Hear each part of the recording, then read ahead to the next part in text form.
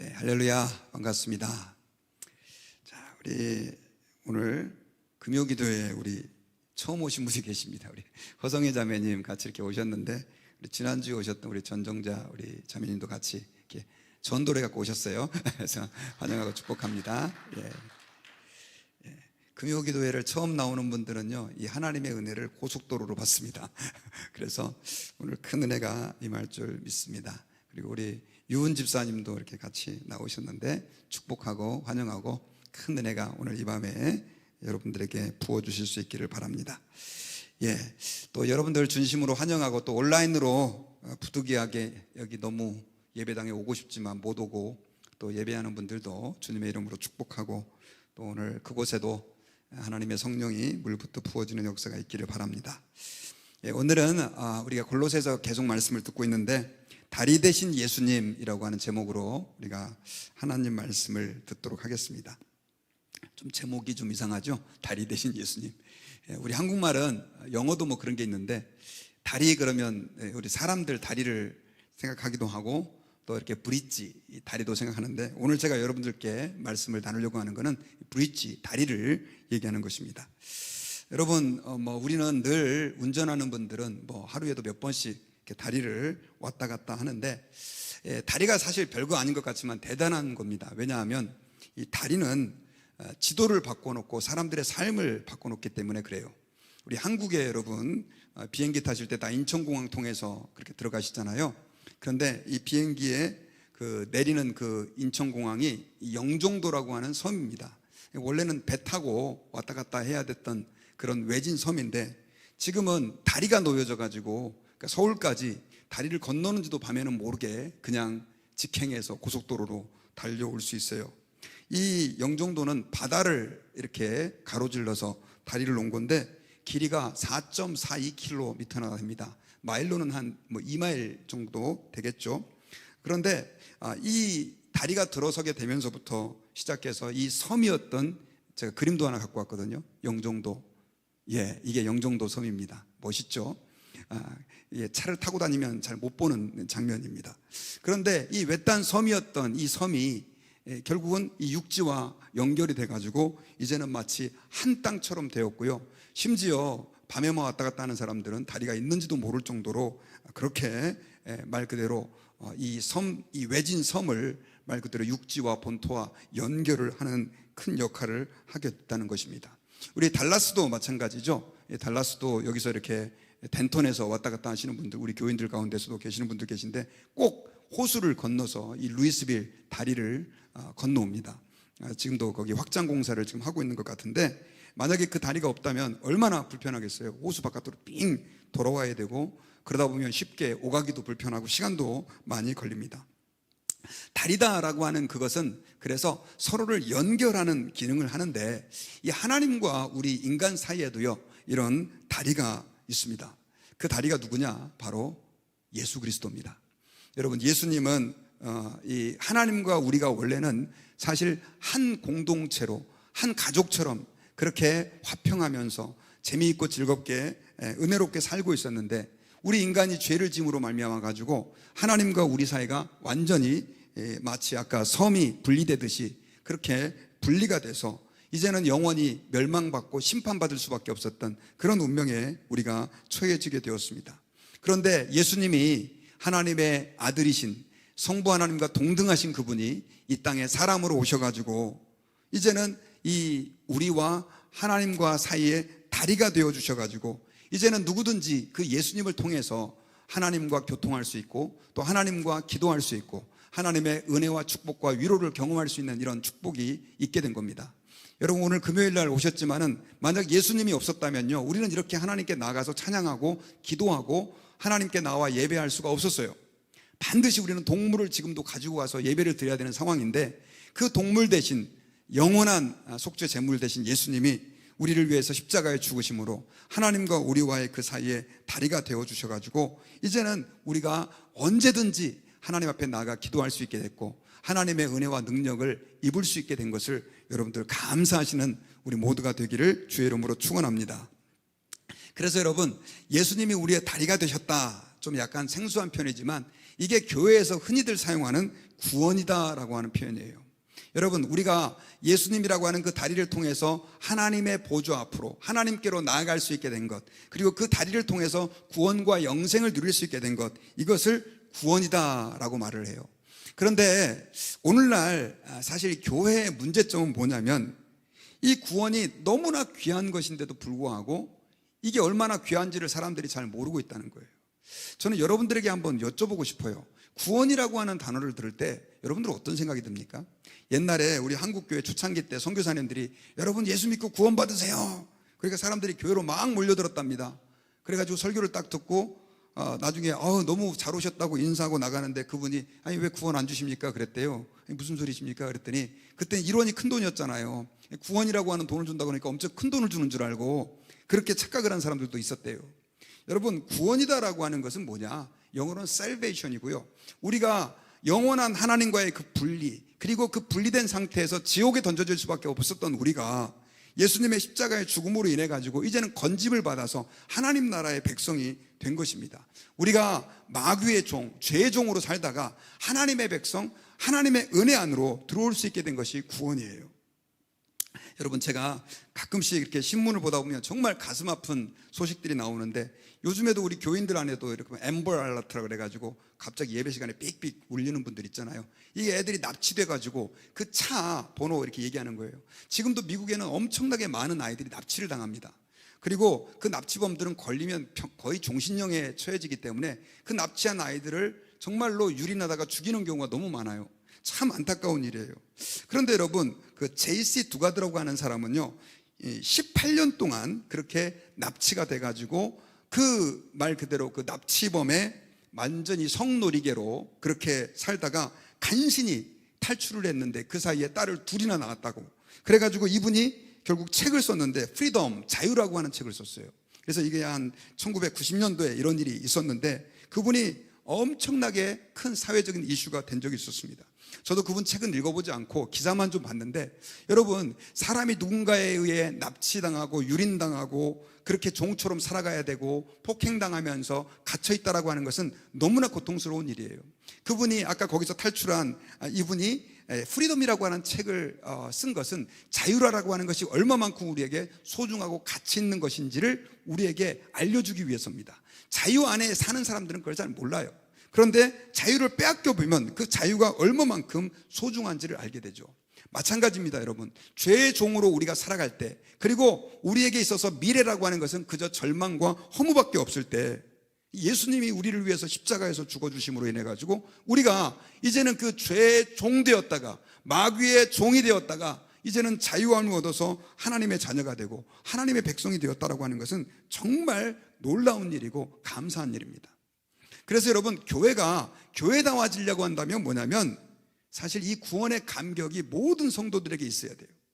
교회에 나오는 동기, 신앙생활하는 동기, 또 오늘 이렇게 금요일 날 나와서 기도하는 동기가 그 구원의 은혜에 대한 감사가 가득해야 되는데 이게 안타까운 건 뭐냐면요, 오늘날 많은 교회들이 이 구원이라고 하는 본질은 잊어버리고 다른 것에 너무 많이 신경을 쓰고 교회 다니는 목적이 구원받은 은혜에 대한 감사가 아니라 다른 제3의 something, 어떤 것이 되어버린 경우가 너무 많이 있다는 거죠.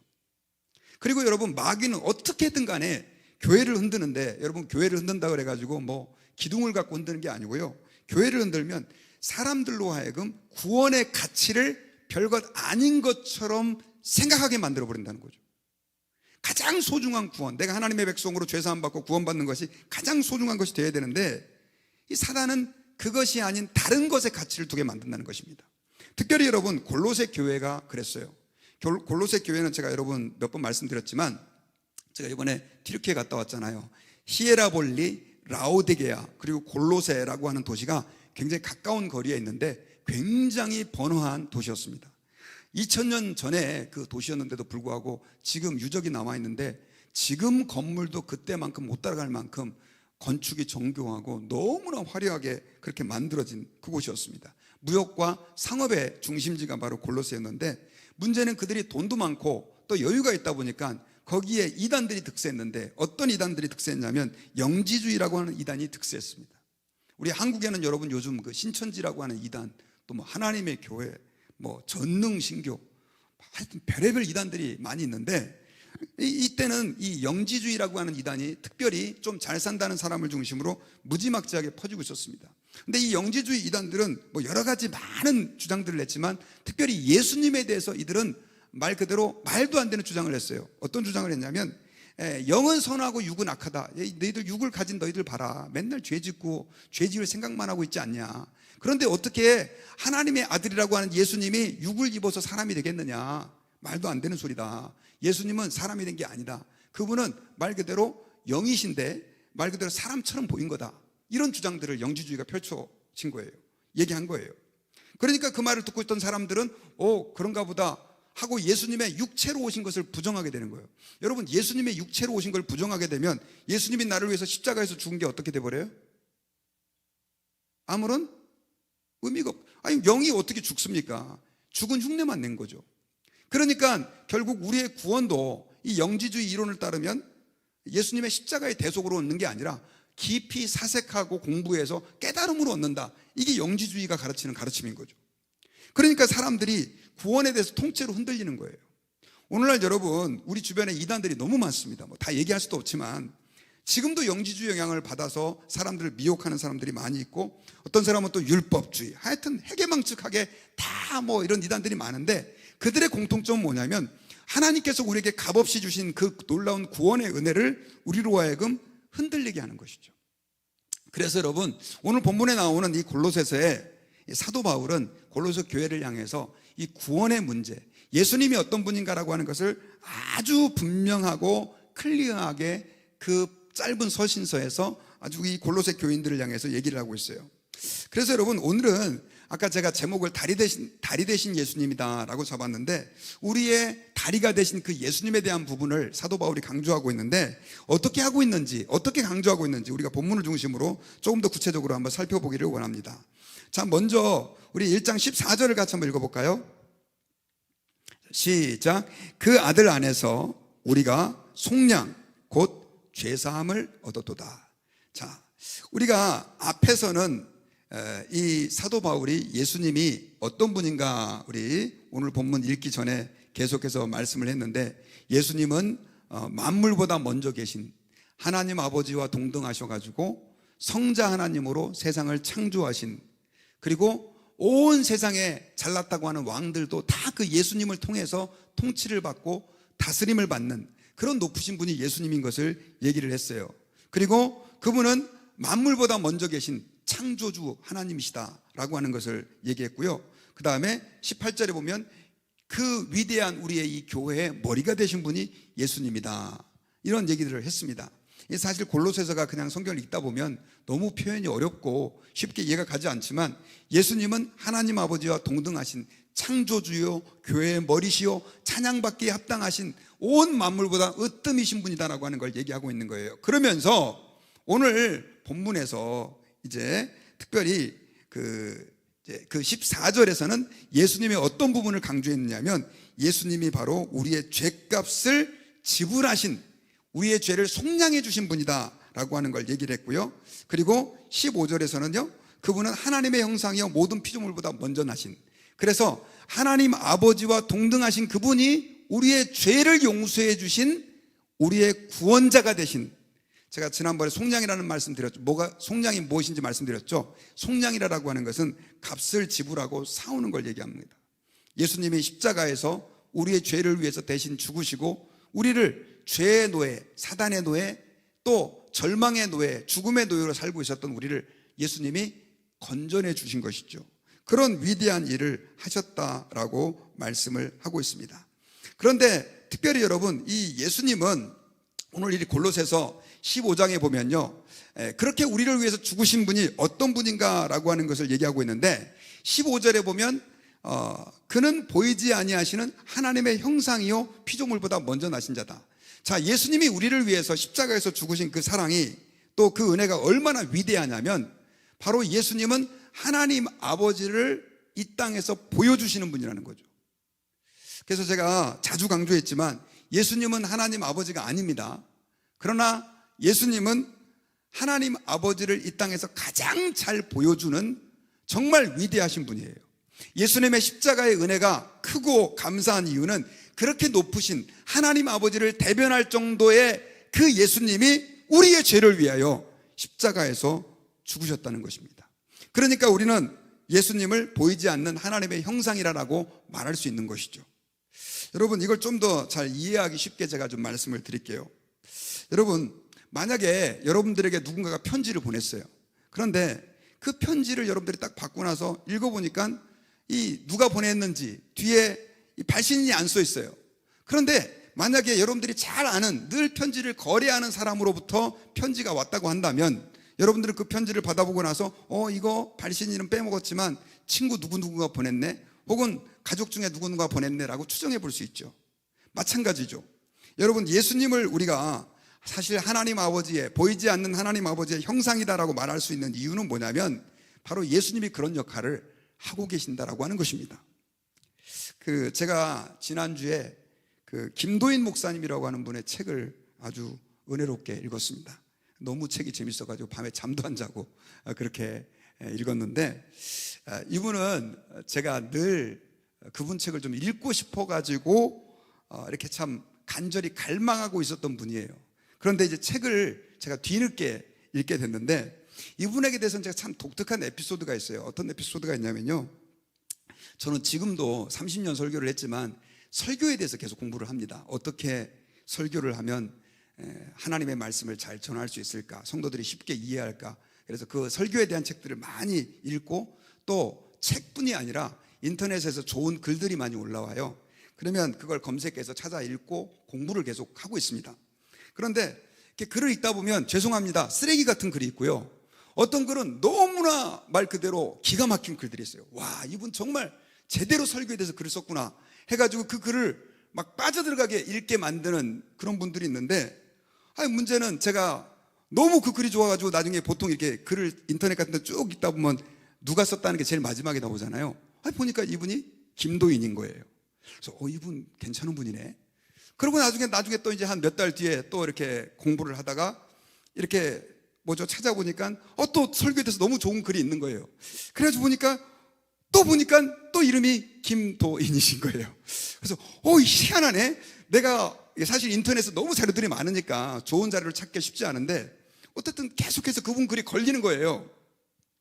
그러다가 나중에 이제는 또 어떤 신문을, 우리 기독교 신문인데 신문을 쭉 읽는데 설교에 대한 이렇게 강의를 쭉 하시더라고요. 그래서 내용이 참 괜찮아요. 그래서 읽어봤는데, 혹시 이분이 그 목사님 아니야?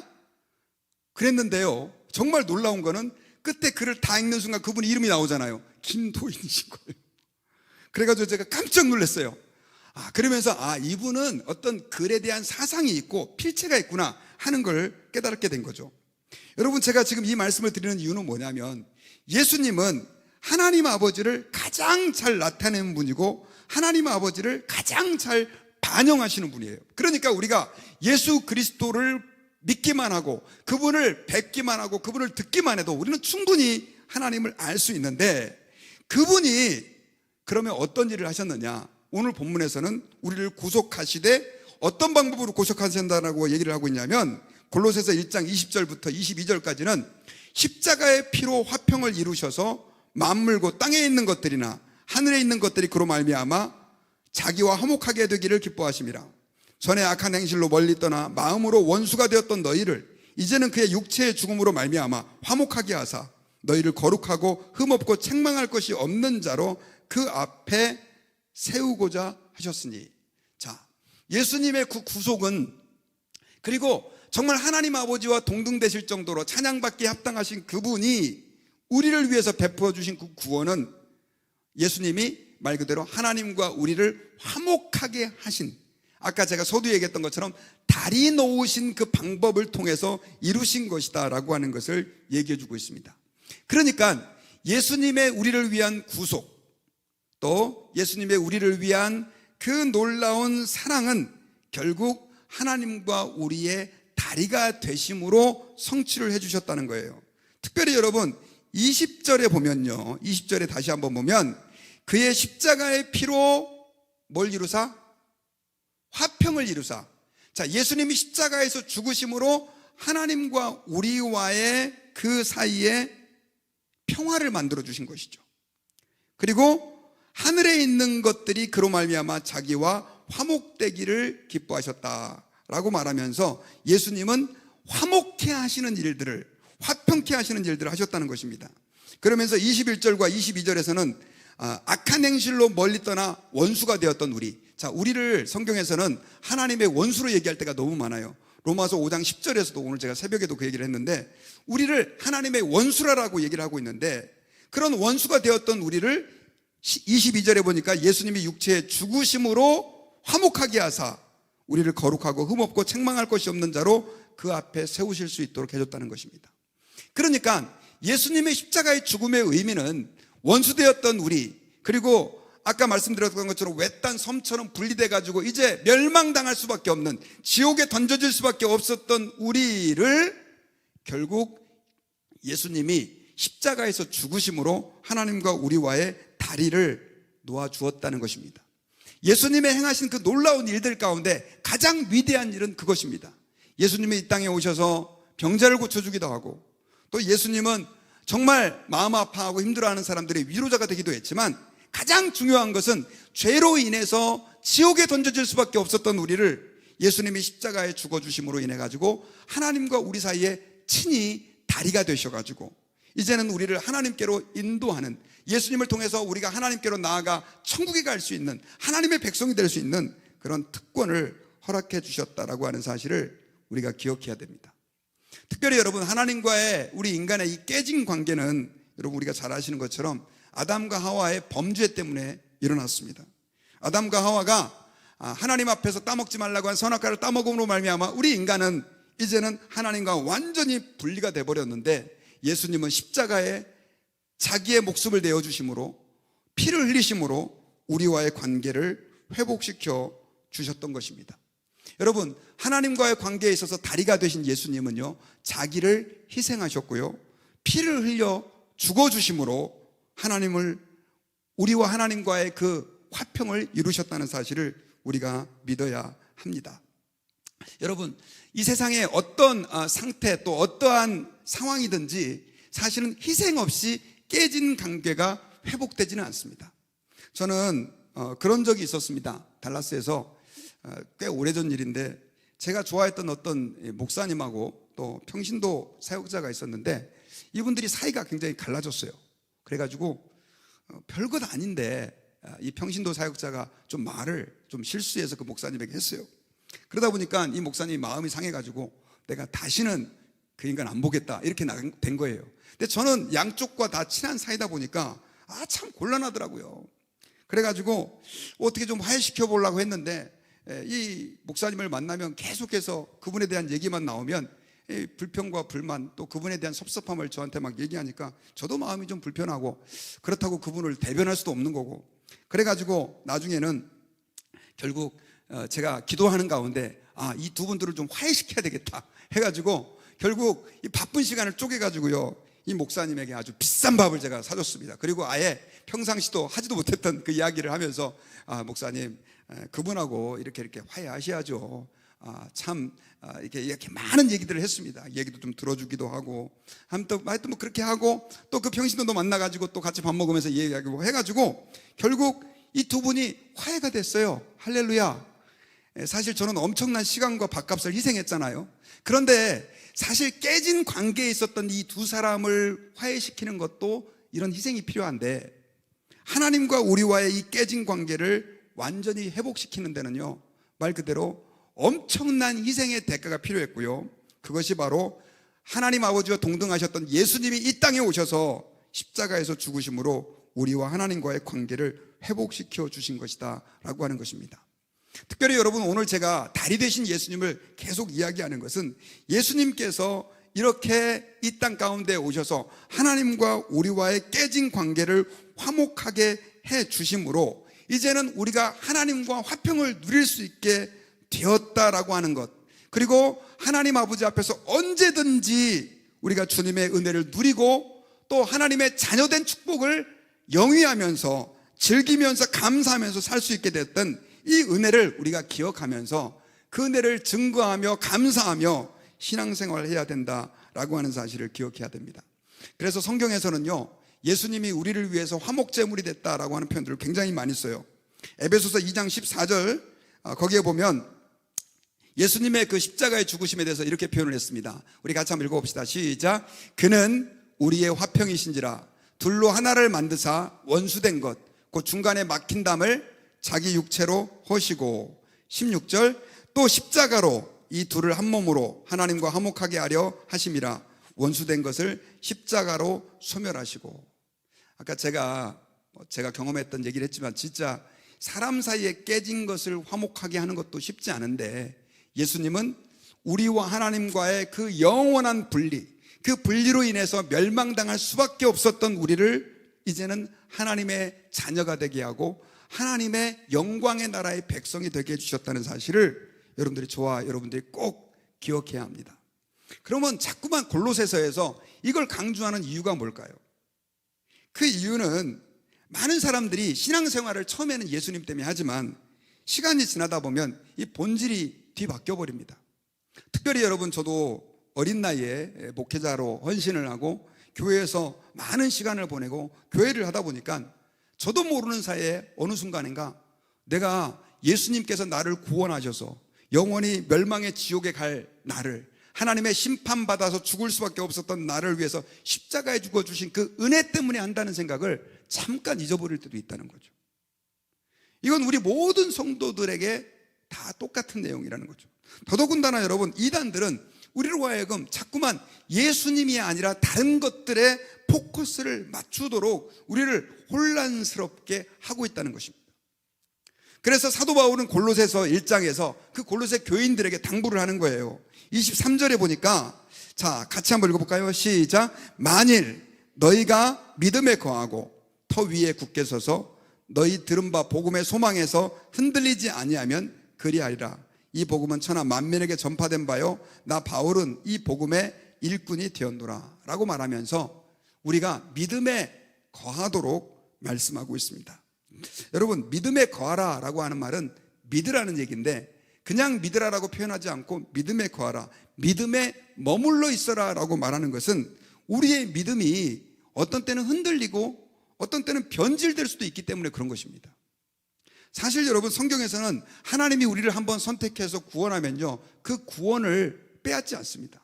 근데 문제는요, 우리가 이 땅을 살아가면서 정말로 하나님이 나를 구원했다라고 하는 사실을 잘 모르고 그냥 말 그대로 예수님에게 은혜를 받기 위해서 혹은 주님의 그 말 그대로 혜택과 또 주님이 주시는 축복을 누리기 위해서 신앙생활하는 사람들이 많이 있다라고 하는 거죠. 처음 교회 나오는 사람들은 뭐 그럴 수 있습니다. 그러나 예수님이 우리를 위하여 십자가에서 죽으셨다라고 하는 것을 믿는다고 한다면 우리는 그 믿음의 본질 위에 머물러 있어야 되고요, 그리고 거기에서 어떤 시련과 환란이 와도 흔들리지 않아야 된다라고 하는 것을 저와 여러분들이 기억해야 합니다. 특별히 여러분, 믿음에 거하라 라고 하는 말은 그래서 현재형으로 쓰였고요, 헬라어는 여러분 헬라어, 그리스어로 우리 신약 성경에 기록되어 있잖아요. 근데 이 헬라어는 현재형을 쓸 때는 그 현재형이 반복적인 의미가 있어요. 그래서 여러분, 그런 말씀 있잖아요. 교회에서 예수님을 믿으면 우리가 이미 구원을 받았다, 영생을 얻었다, 이렇게 이야기를 하니까 예전에 저는 예수님 믿겠다고 결심했어요.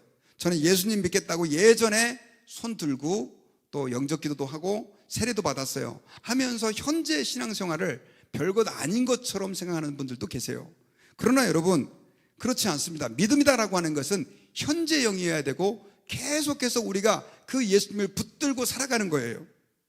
특별히 여러분, 요한복음 3장 16절에서 하나님이 세상을 이처럼 사랑하사 독생자를 주셨으니 이는 저를 믿는 자마다 멸망치 않고 영생을 얻게 하려 하심이라. 여기서 이 믿는 자는 과거에 한번 믿은 사람이 아니라 그 믿음을 붙들고 있는 사람을 이야기하는 것입니다. 그러니까 믿음은, 한번 따라해 볼까요? 믿음은 현재형이다. 예전에 저는 좀 믿었던 것 같아요. 이건 사실 죄송합니다, 축복이고 은혜지만 지금 내가 그 믿음 가운데 거하고 있지 않다면 나는 지금 신앙생활을 잘못하고 있는 거라는 거죠. 우리는 하나님 아버지 앞에서 예수님이 나를 위한 구원자가 되셨고 예수님이 하나님과 나를 화평케 하신 그 다리가 되셨다라고 하는 사실, 오직 예수님만이 나의 구원이라고 하는 사실, 그분이 나의 주님이시오, 예수님만 붙들어야 된다고 하는 사실에 있어서 우리의 믿음이 흔들리지 말아야 된다는 겁니다. 이것은 저는 마치 이 열차의 비유를 하고 싶어요. 예전에 저희 어렸을 때 제가 주일학교 몇 번 성경학교 참여해가지고 노래를 불렀던 적이 있는데, 그 노래 가운데 구원열차라는 노래가 있어요. 근데 요즘에 애들도 그거 부르더라고요. 혹시 아시는 분들 계시죠? 나는 구원열차 올라타고서 하늘나라 가지요. 근데 이게 아주 성경적인 노래입니다. 사실 여러분이 구원열차를 탄다, 우리가 예수 그리스도를 믿는다라고 하는 개념은 이 열차 안으로 들어가는 거예요. 그러면 그 열차가 목적지가 천국이라고 한다면 그 천국까지 그 열차가 나를 데려다 주는 거예요. 이게 이제 신앙생활이라고 할 수 있는데, 근데 문제는 기차 안이 좀 답답하다고, 화장실도 왜 이렇게 좁아요? 그리고 보니까 기차 안에는 골치 아픈 사람도 있는 거예요. 막 담배 뻐끔뻐끔 피고, 그 다음에 막 코 골면서 자고, 아주 이렇게 좁아가지고 불편하고, 그래가지고 나 더 이상 기차 못 타겠어요 하고 중간에 내렸다. 그러면 그 사람 목적지까지 갈 수 있습니까? 없습니까? 없죠. 사실 여러분, 이게 장로교 신학에서는 그 성도의 견인이라고 하는 교리가 있어요. 이 성도의 견인이라는 교리가 뭐냐면, 한번 하나님이 예정하여 선택한 사람들은 반드시 천국까지 데려간다는 뜻이에요. 타락해도 주님이 다시 불러서 가게 한다는 거예요. 그런데 문제는 성도들이 오해하는 게 뭐냐면요, 하나님이 우리를 선택하고 예정됐다라고 믿는 거지, 중간에 하나님이 나를 선택했으니까 나는 이제 내 마음대로 살아도 구원받아, 천국에 나 주님이 데려가실 거야, 이렇게 생각하는 사람들은 아주 위험한 생각을 하고 있는 것입니다. 기차에서 내리면 안 되는 거예요. 믿음은 항상 우리가 붙잡고 끝까지 예수 그리스도를 나의 구주로 붙들고 신앙생활을 해야 되는 거예요. 그렇게 할 때 주님은 우리를 하나님의 영광의 나라로 인도하시는 것입니다. 그리고 사실 그 기차 안은 비록 불편하지만 이미 여러분 그런 거 아시죠? 비행기에서 아기를 낳으면 그 아이의 국적이 어딘지 아세요? 만약에 대한항공을 타고 가다가 비행기에서 하늘에서 애를 낳잖아요. 그러면 그게 아주 복잡해져요. 근데 보통 제가 알기로는 그 국적기에 뭐예요? 그 저기가 된대요. 그러니까 우리가 이 땅에서 하나님 앞에서 제가 그 구원의 열차에 올라탔다고 했을 때 우리는 이미 하나님의 나라의 백성이 됐다라고 말할 수 있고 천국 백성이 됐다라고 말할 수 있는 것입니다. 그러므로 이 땅을 살다가 여러분 때로는 신앙생활하면서 예수님을 믿으면서 힘들고 어려운 일, 그리고 교회 안에는요, 막 아까 이 열차 안에 희한한 사람이 있는 것처럼요, 정말 이상한 사람이 많이 있습니다. 그리고 여러분 예수님도 그랬잖아요. 내가 이 땅에 의인을 구하러 온 게 아니라 어떤 사람을 구하러 왔다고요? 죄인을 불러 구원하려고 왔다.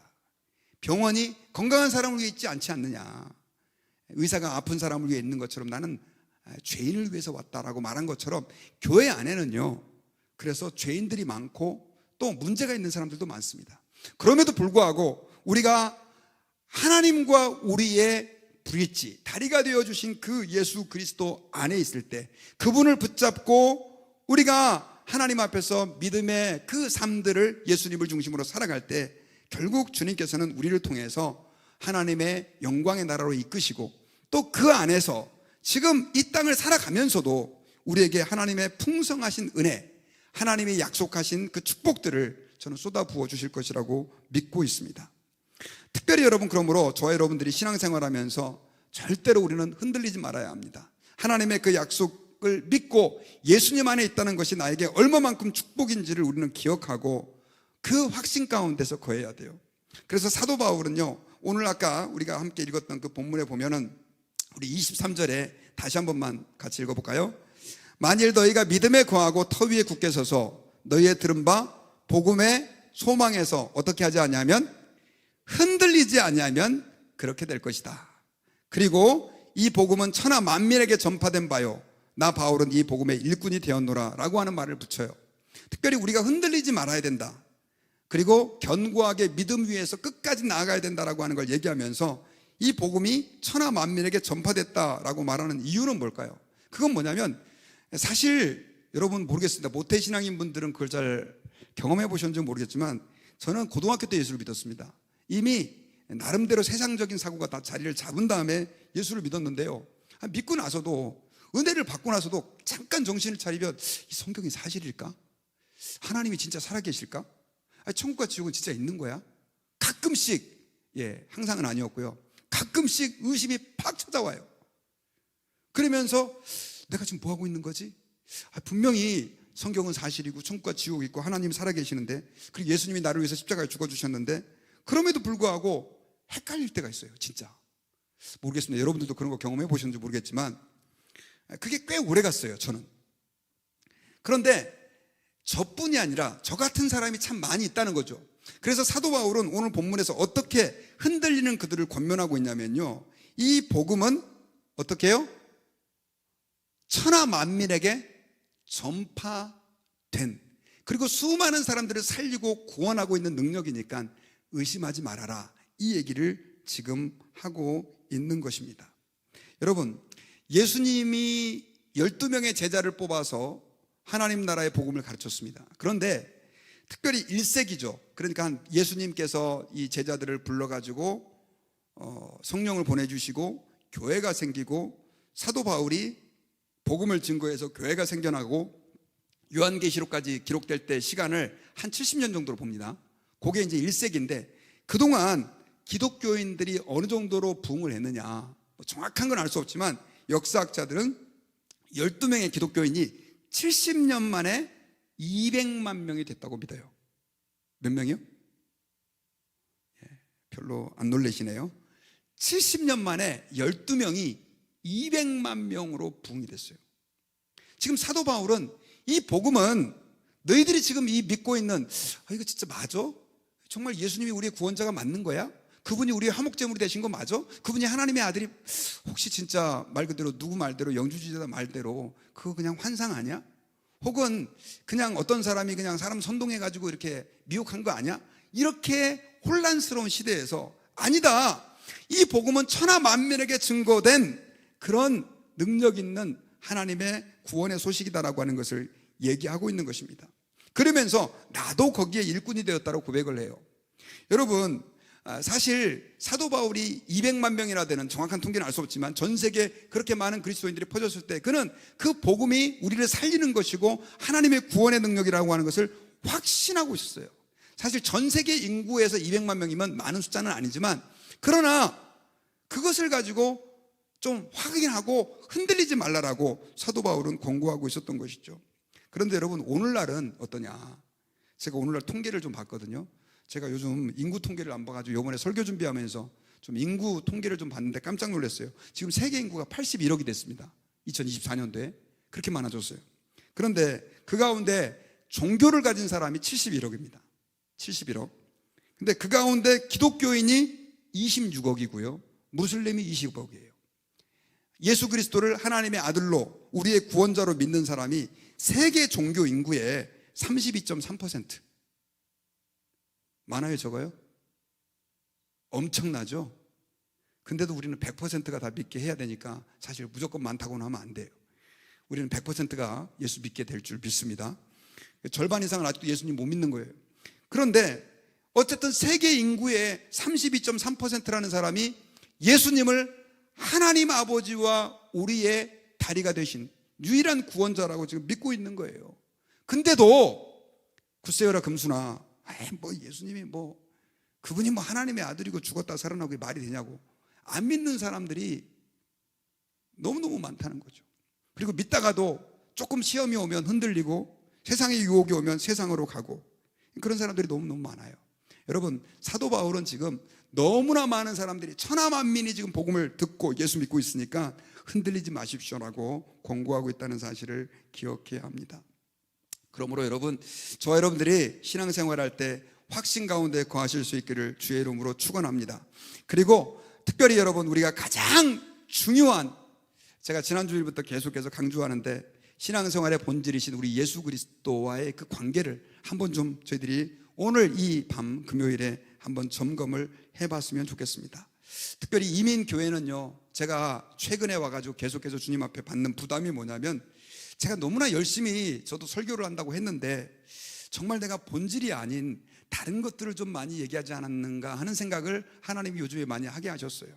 그래가지고 제가 조금 더 복음의 본질, 특별히 우리가 골로새서에서도 마찬가지고 지난 주일날도 마찬가지인데 그 본질에 입각하여 내가 신앙생활하고 있는지 한번 좀 체크를 좀 해봤으면 좋겠습니다. 더더군다나 여러분, 우리 이민 생활할 때 많은 사람들이 교회를 그냥 친구 만나려고 오는 사람들도 있고요, 또 어떤 분은 비즈니스에 도움을 받기 위해서 오는 사람들도 있습니다. 또 자녀들이 친구가 필요해서 교회에 오는 분들도 있고요, 또 어떤 사람은 주말에 한국 음식 먹을 수 있어서 그것 때문에 오는 분들도 있습니다. 뭐 다양한 이유 가지고 저는 교회 오는 건 좋다고 생각합니다. 그런데 그것들은 다 부수적인 것입니다. 교회에 있어서 가장 본질적인 건 뭐냐? 예수님이 우리의 구원자가 된다는 거예요. 그 예수 그리스도를 내가 확실하게 붙잡고 그분 안에서 내가 죄사함 받고 구원받아서 이제는 예수님이 나의 하나님과의 다리가 되셨고 그 예수님을 통해서만 구원받을 수 있다라고 하는 사실을 우리가 흔들림 없이 믿어야 한다는 사실을 저와 여러분들이 꼭 확신하시고 하나님 앞에서 오늘 이 밤에 그 은혜가 저와 여러분들에게서 회복되는 그런 축복의 밤이 될 수 있기를 주의 이름으로 축원합니다. 저는 말씀의 결론을 맺겠습니다. 골로새서 오늘 본문에 보면 좀 쉽게 이해하기 힘든 내용들이 좀 이렇게 막 나열되어 있는데 가장 핵심적인 것은 그것입니다. 예수님은 하나님의 아들로서 우리를 위하여 하나님과 우리와의 화목 그 제물이 되셨고 다리가 되셨다라고 하는 것을 얘기하고 있습니다. 그리고 그 예수 그리스도를 믿는 일에 우리가 절대로 흔들리지 말고 세상 어떠한 유혹과 또 미혹이 찾아온다 할지라도 확신 가운데 거하여 예수 그리스도의 복음을 붙잡으라 라고 하는 메시지가 오늘 본문에서 기록되어 있습니다. 저와 여러분들이 그 확신 가운데 거하여 믿음 안에 사는 하나님의 자녀들이 되시기를 주의 이름으로 축원합니다. 우리 같이 기도하겠습니다.